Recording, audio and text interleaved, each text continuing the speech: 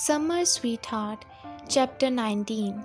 Alisa didn't look at him when she saw him, thinking he hadn't seen her close contact with Luther. She went to the kitchen as if she fled. Watching her enter the kitchen, Carl sat down on the sofa. Seeing this at night, Smith lifted his foot and left. He really doesn't understand what the boss is thinking. In the kitchen, Alisa opened the refrigerator and saw that there were vegetables and meat in it, and they were all fresh. After thinking about it, she took them out. Suddenly, she thought that Carl had cooked breakfast that morning, which meant he would cook. Although she doesn't understand why a rich young master can cook since he can cook, why should she cook for him?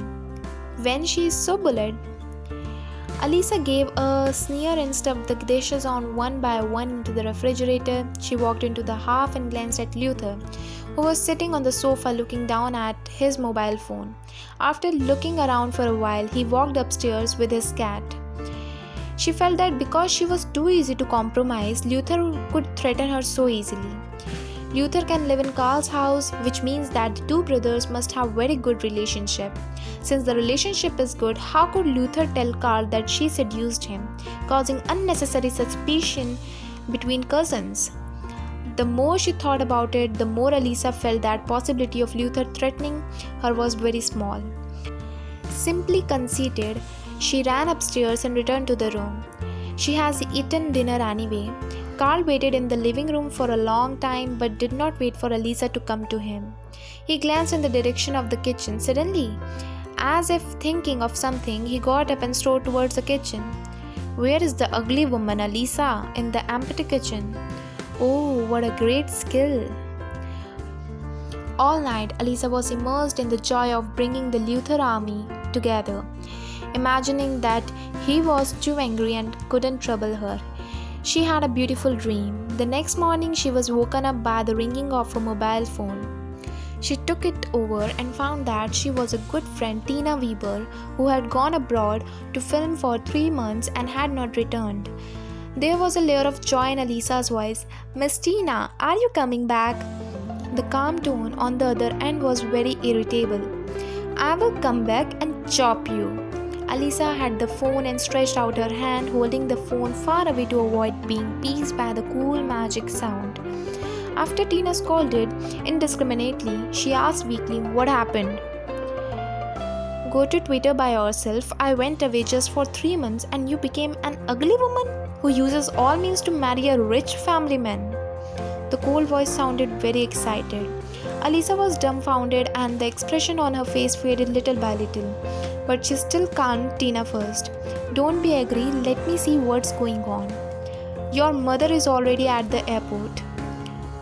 Alisa was little surprised at Tina's execution.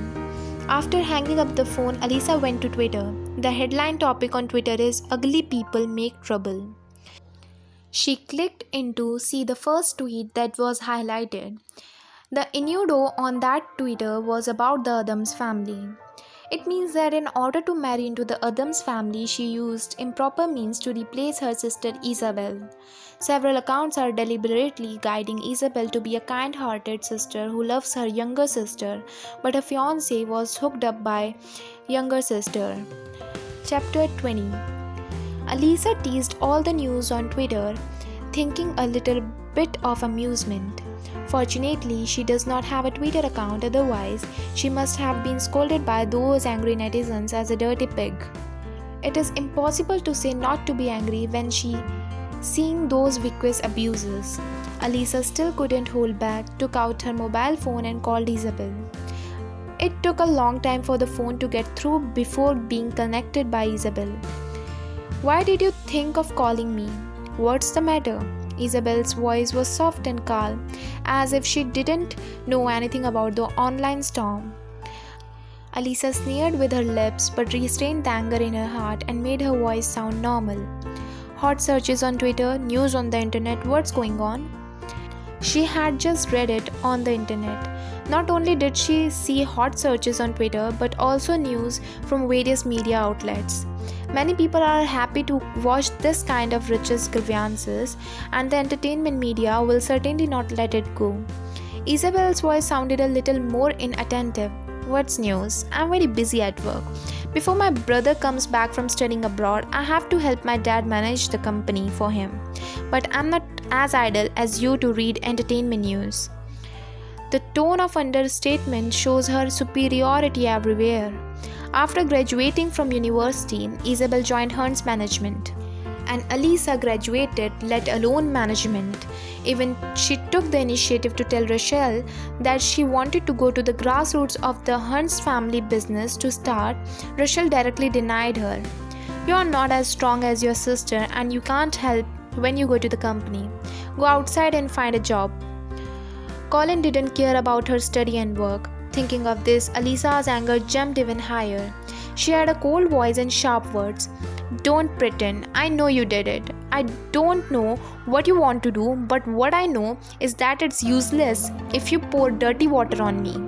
Now I am not Hearn's daughter, and the Adams family no longer will allow anyone to ruin my reputation at will."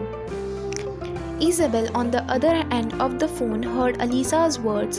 Her expression suddenly changed. In her impression, Alisa has always been a stupid woman, but after she married into Adam's house, she became less stupid somehow. Although she doesn't know why Alisa became a little smarter. To Isabel, this smartness is nothing, because she has Alisa's lifeline in her hand. She cocked her mouth, her voice soft and confident. "Where is Rachel? Don't you care?" In the past, every time she ordered Alisa to do something, as long as Rachel said a word, Alisa would do it like a dog. So she knew that what Alisa cared most was Rachel. Alisa heard Rachel's voice, and the hand holding the phone tightened little by little. She pressed her lips tightly and said lightly, "Where is she? Do whatever you want." After she finished speaking, she hung up. As soon as she put down the phone, she felt someone watching her. As soon as she looked up, she saw that the door of the room was opened without knowing when, and the man leaning on the door frame with his arms around him, who was not Luther. "You? How did you come in?" Alisa was so scared that her face was pale. When she slept, she obviously locked the door. Carl shook the key in his hand, raised his brows slightly, and said casually, "What do you think?" Alisa, heating, blushed. "You go out. The ghost knows how this man has the key to her room."